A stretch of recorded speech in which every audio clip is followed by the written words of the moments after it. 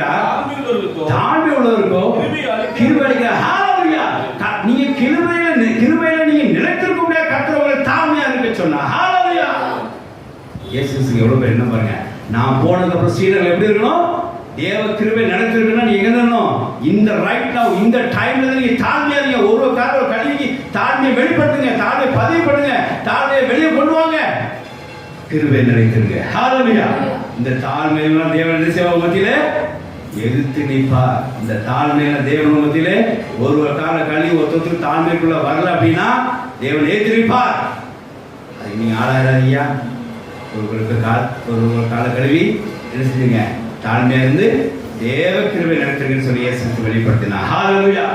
அப்ப தாழ்மையா இருக்கிறதுக்கு அர்த்தம் புரிஞ்சுதா? ஏன் ஒரு கால கழுவுறோம்? தாழ்மை இருக்கிற ஆண்டன்னு சொல்லி இதோட மனுஷனுக்கு தன் தாழ்மையை வெளிப்படுத்துறதுக்கு நல்ல தருணம் கிடைக்காது. ஆகிய